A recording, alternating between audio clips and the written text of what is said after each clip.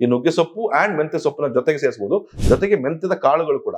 ಮೆಂತ್ಯದ ಕಾಳುಗಳು ಹೇಗೆ ಅಂತ ಹೇಳಿದ್ರೆ, ಮೆಂತ್ಯ ಕಾಳನ್ನ ನೀವು ನೆನೆಸ್ಬಿಟ್ಟು ಅದಕ್ಕೆ ಮೊಳಕೆ ಬರಿಸ್ಬೇಕು.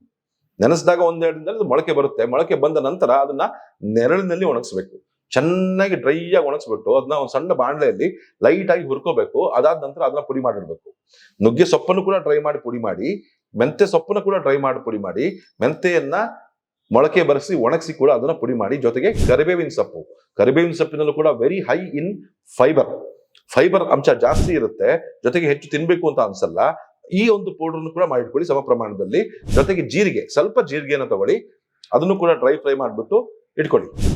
ಈ ಇಷ್ಟೂ ಐಟಮ್ಸ್ಗಳು, ಒಂದು ನುಗ್ಗೆ ಸೊಪ್ಪು, ಒಂದು ಕರಿಬೇವಿನ ಸೊಪ್ಪು, ಒಂದು ಮೆಂತ್ಯ ಸೊಪ್ಪು ಮತ್ತು ಮೊಳಕೆ ಬರೆಸಿದ ಈ ಮೆಂತ್ಯದ ಕಾಳುಗಳು ಮತ್ತು ಜೀರಿಗೆ, ಈ ಇಷ್ಟು ಐಟಮ್ನ ಪೌಡರ್ ಮಾಡಿಟ್ಕೊಂಡು ನಿಮ್ಮ ಡಬ್ಬದಲ್ಲಿ ಹಾಕ್ಬಿಟ್ಟು ನಿಮ್ಮ ಒಂದು ಟೇಬಲ್ ಮೇಲೆ ಇಟ್ಕೊಳ್ಳಿ.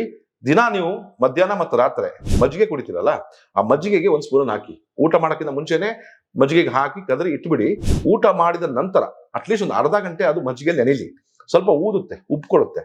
ಸೊ ಅದು ಊಟ ಆದ ನಂತರ ನೀವು ಇದನ್ನು ಸೇವಿಸ್ತಾ ಬನ್ನಿ. ಮಧ್ಯಾಹ್ನ ಒಂದು ಚಮಚ ಮಜ್ಜಿಗೆ ಒಂದಿಗೆ, ರಾತ್ರಿ ಒಂದು ಚಮಚ ಮಜ್ಜಿಗೆ ಒಂದಿಗೆ, ಕಡದ ಮಜ್ಜಿಗೆ, ಮನೆಯಲ್ಲೇ ಮಾಡಿರುವಂತ ಕಡದ ಮೊಸರಲ್ಲ ಮಜ್ಜಿಗೆ ಒಂದಿಗೆ ಅದನ್ನ ಮಿಕ್ಸ್ ಮಾಡ್ಕೊಂಡು ಸೇವಿಸ್ತಾ ಬರೋದ್ರಿಂದ ನಿಮ್ಮ ದೇಹದಲ್ಲಿ ಇನ್ಸುಲಿನ್ ರೆಸಿಸ್ಟೆನ್ಸ್ ಕಡಿಮೆ ಆಗುತ್ತೆ, ಇನ್ಸುಲಿನ್ ಸೆಂಟ್ರಲ್ ಜಾಸ್ತಿ ಆಗುತ್ತೆ, ಬ್ಲಡ್ ಶುಗರ್ ಲೆವೆಲ್ ಕಂಟ್ರೋಲ್ ಬಂದಿದೆ.